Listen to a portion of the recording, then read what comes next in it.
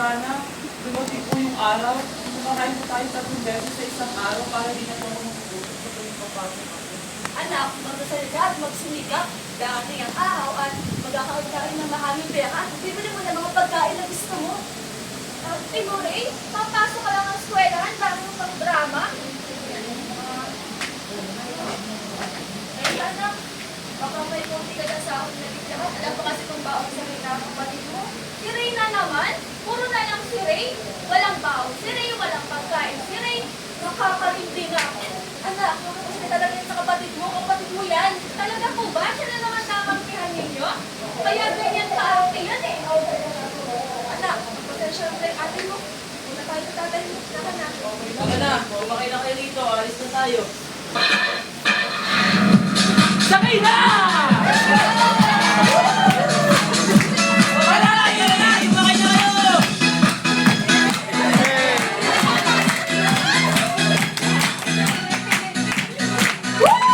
Ganda!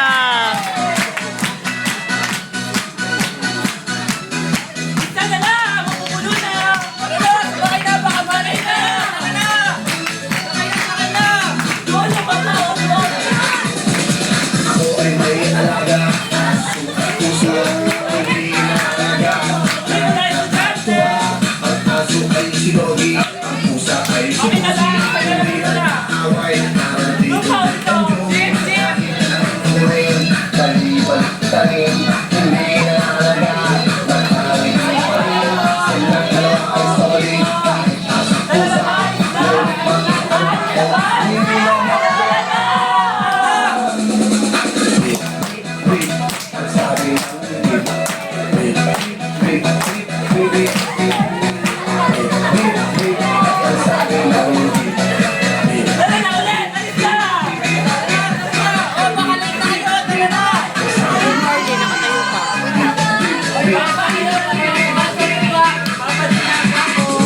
Wait lang, tatabi ko lang anak. Mano po ma? Kawal ka lang, Diyos. Mano Karen, po pa? mabuti ba? Babay po ingat po. Ingat. Bye-bye. Ray! Ray! Sino yung kasama mo kanina? Tatay mo ba yun? Sa si Kobe? Yung hindi naliligo? OMG, ang baho ng pamilya nyo. Hindi lang mabaho. Mahirap pa! Mahirap! Anak ng mabaho. Anak ng mahirap! Anak ng mabaho! Anak ng mahirap. Anak ng mahirap. Anak ng mabaho! Hoy, hindi na si Ray. Gumawa kayo. Huwag ako kayo mga staff eh, mga mababaho! Sama ng galing nyo at pagbilang sa inyo, Ray. Eh, mabaho kayo pareho eh! Pare-pareho lang naman kayo mga mahirap. Manahimik na nga kayo. That's my reason. Sinasabi ko sa inyo. Galing na si Ray. Doon na nga kayo mga mahirap. Mas reaction!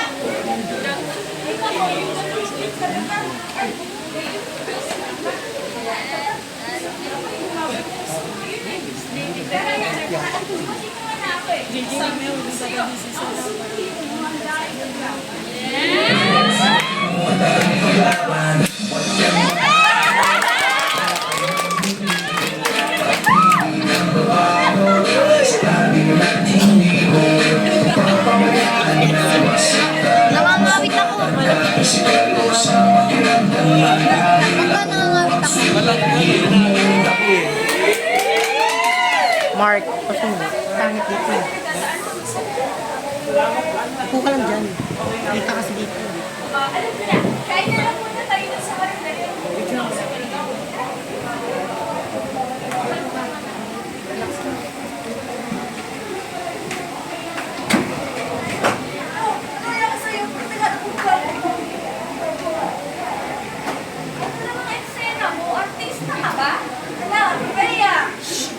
Lagi ka ng effort sa usapan ha!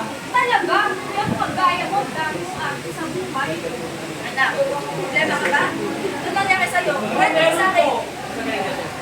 Lagi na lang po nila ako tinutokso. Lagi na lang po sila tayo mabaho at mahirap. Bakit pwede kayo nag-aral dati? Bakit pwede kayo naghanap ng magandang trabaho? Oo, anak, hindi kami nakapag-aaral ng tatay ko. Pero ang gawin na lamang, ewan silang pansinin. Ano po magpansinin? Eh halos araw-araw na lang po nila ako tinutokso. Anak, ganito, makinig naman, magtapos na pag at makakakuha ng magandang trabaho. At pagkatapos nito, mabibili mo na ang mga gusto mo. Di ba, anak? Bibili na ang mga app. Taasan mo ang pangarap mo. Wala problema doon. Anak, ano bang pangarap mo?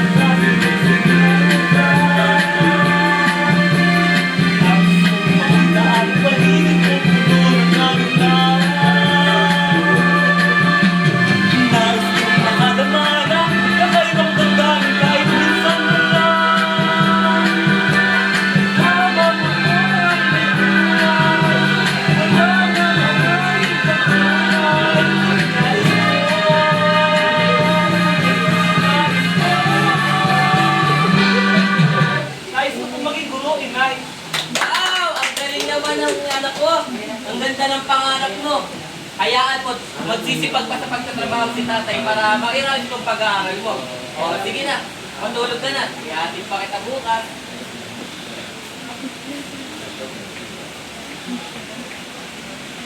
Tuloy na raw ang tigil pasada sa susunod na linggo. Kaya kailang paaralan, online classes muna para hindi maapektuhan ang mga estudyante. Magbabalita si Marian Enriquez.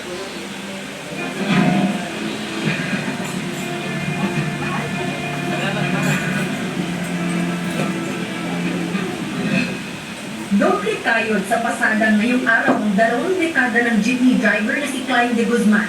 Sa susunod na linggo kasi, sasama siya sa tigil pasada bilang pagtutol sa phase-out ng mga traditional jeepney. Pag yan dalawang araw pa hindi makabit, 3 araw, patay na yun, wala na. Gusto yung pamilya. Ayun nga, magsasacrifice lang kami para... Ay, nako. Puro na naman tungkol sa jeep. Malapit na naman i-face out ang jeep. Paano na tayo niyan? Kaya nga, ano ba yan? Di ba tayo bigyan ng pagkakataon para makapagbili ng prangkisa tapos papalitan pa ng motor jeepney? Ang modernisasyon ay para sa lahat, hindi para sa ilan lang. Kaya nga, mahal eh. Saan naman tayo kukuha ng napakamahal ng pabili ng modern jeep? Eh, halos barya nga ng kinikita ko sa jeep.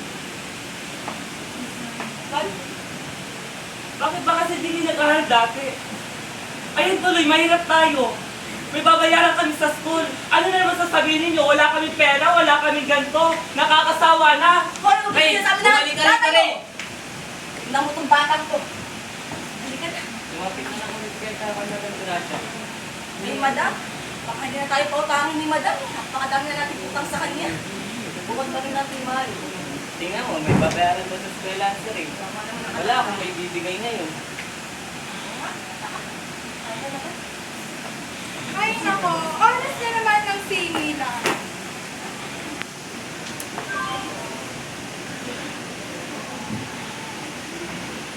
Si Madam mo, Eric pala si Madam eh. Madam Gracia, napulong-pulo ng Gracia. Oh, Minda, Emilio, ano naman ginagawa niyo dito? Si Madam nakakulong na naman yung kilay. Sayang naman yung ganda mo ngayong araw. Ay, nako. Tigil-tigilan niyo ako. At pwede ba? Huwag kayong mang-uto. Madam, may babayaran daw kasi sa eskwela ang Garay. Baka pwedeng lumapit ulit sa inyo. Babayaran ko sa katapusan. Nako. Emilio, Minda, utang na naman? Hindi pa nga nababayaran yung mga utang niyo noong nakaraang buwan? Tapos uutang na naman kayo? Ang dami na nga ng listahan niyo dito, ah. Tapos ngayon uutang na naman? Kailan pa matapos na yan? Parang hindi na tayo dumating dyan, ah.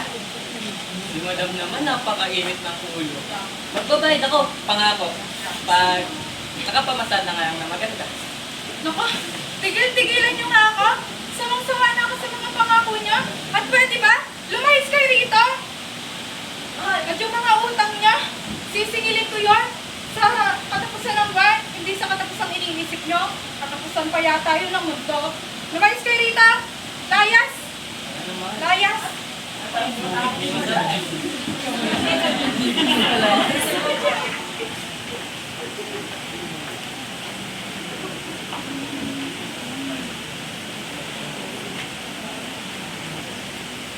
Puso, nakainom na ba yan? Totoo na. Ako to, sino na? Ako totoo mong nanay. Tawarin mo kung iniwan kita sa biglang sanggol ka pala ka. Wala akong sapat na pera para buhayin ka ng mga panahon na yun. Pero ngayon, okay na ako. Sumama ka na sa akin. Ano kung sir sasabihin? Ako tulong mo nanay. Isa pa, tatanggalin na nila yung mga tradisyonal na rin. Hindi ka na nila kayang buhayin, kaya sumama ka na sa akin. Sumama ka na sa akin, anak. Ate! Ate! Ano ba may sinasabi ng babae nito? Sagutin mo ko, ate! Ate! Oo! Totoo! Kita mo na, ang lakas mo magreklamo sa mama at papa. Lahat ng binibigay sa'yo, parang ikaw na ikunay na anak, kaya ako'y nakikisampet. Ah! Kaya pala ganyan yung pag-uasta mo sa akin dahil ampun ako. Ba't di nyo pa sinabi sa akin dati pa? Dahil mahal ka nila, ayan nandyan na yung totoong nanay, sumama ka na. Huwag mo saktan ng anak ko, wala kang karapatan saktan mo na alam dito. Hindi mo naman siya totoong kapatid, bakit sinasaktan mo siya? Anak mo siya, bakit mo siya iniwan? Ginawa ko yun para sa kanya. Tama ka pala. Kaya pala ganyan ang asta mo sa akin. Masama kasi ugali mo kaya di ka nila mahal. Kapal mo kung mahayop ka! Rhea, ano to? Ikaw, anong ginagawa mo rito? Di mo makukuha si Ray. Pagtapos mong iwan, ngayon babawiin mo? Hindi. Ano akala mo sa akin? Katulong mo? Pagkatapos nagpala kay Hilda, ay mahalin mo basta mo na lamang kukuhanin. Hindi! Umalis ka dito! Babawiin to anak ko! Alam ko na nagkamali ako! Ano? Teka lang! Hindi ako sasama sa'yo! Pangalawa, hindi kita kilala! Yung binibigay mo sa aming binibigay mo sa aming kamukoy na dapat ko dati mga binigay. Sana noon mo pa binigay! Hindi yung masaya na ako dito sa pamilyang ito! Alam ko hindi mo ko papatawan ngayon. Pero babawiin kita! Babalikan kita! Hindi umalis ka dito!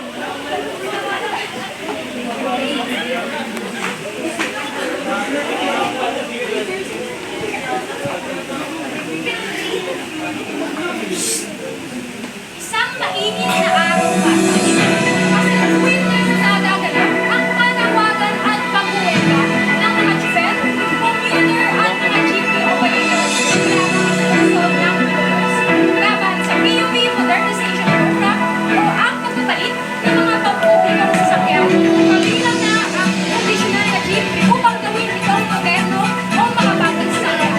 Inilalaban na ang kanilang karapatan dahil makaka-apekto raw ito sa kanilang kabuhayan at maging sa mga commuter na hindi kaya ang mas mataas na pamasahe sa mga makabagong sasakyan. Subukan natin kausapin ang isa sa mga jeeper na kabilang sa mga nagpo-protesta ngayon. Tay, ano pong nais nila sabihin o nais ipanawagan sa mga nakatataas? Ayan, isa lang po ang aming hinihiling. Kanselahin ang pagpapatanggal ng traditional na jeep. Dahil dito na kami kumukuha ng ibubuhay namin sa aming mga pamilya. Dito na kumukuha ng pang-araw-araw na gastusin ng aming pamilya. Paano naman kami ang mga super na wala talaga kakayahan na bumili ng modern jeep? Paano naman ang mga super talaga? Sana intindihin nyo kami. Hindi lang super ang nahihirapan dito, pati ang mga commuter. Samantala, narito naman ang isa sa mga commuter na maaari nating tingnan ng kanilang pahayag hinggil sa PUV modernization program. Ayun o, unang-una, hindi lang mga commuter. Isa rin akong anak ng tsuper na in-interview nyo kanina. Isa lang masasabi ko, bulok ang sistema ng gobyerno. Bakit? Kami itong pinagdidiskitahang nasa ibaba.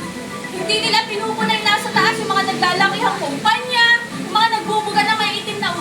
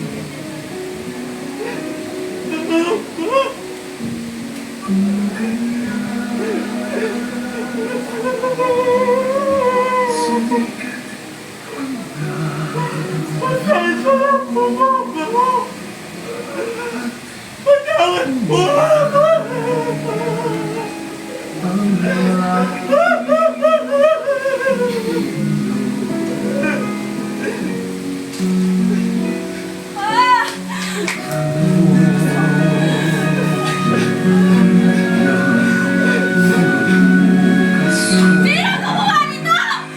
Ako lang iyak ko, tiyak ko! Patawad mo ako! Patawad! Ayoko na po hinayang ang papa!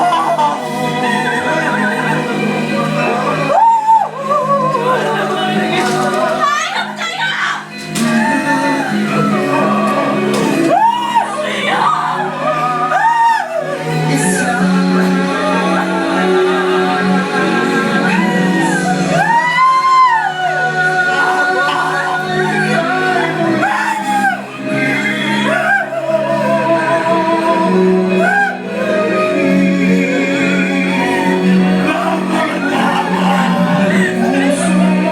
Patawad mo ako!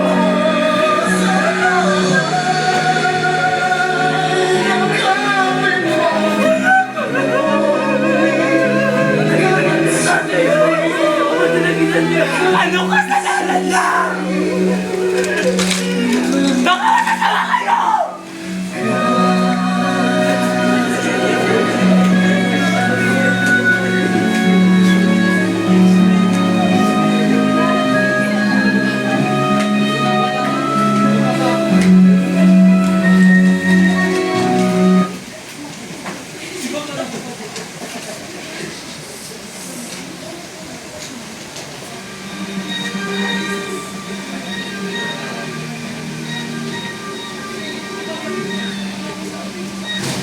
Ray! Ray! Bakit ako pumunta, anak? Anak, Gising ka. gising! Panaginip lang! Anong nangyari sa'yo? Bakit?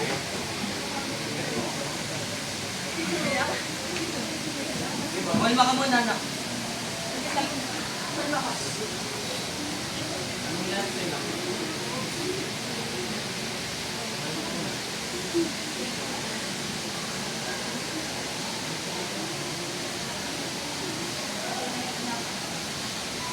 Makalipas ang ilang taon, nakaipon si Emilio sa pamamasada ng jeep at ito ang ginamit nilang mag-asawa upang magtayo ng maliit na tindahan sa labas ng kanilang bahay. Ang tindahang ito ang nagsalba sa pang-araw-araw na baon ni Ray sa kolehiyo. Natapos ni Ray ang kaniyang kurso at ngayon ay nagtuturo na sa maraming bata. Na gaya niya ay may mga pangarap din sa buhay. Pangarap na makaahon sa hirap ng buhay.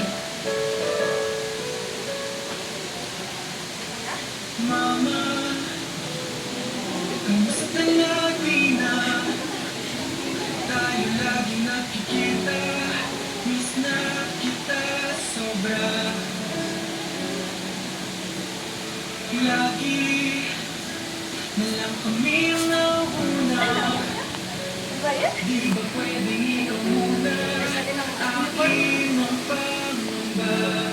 Buo ka na. Ang lagyan mo. Oy. Tatay?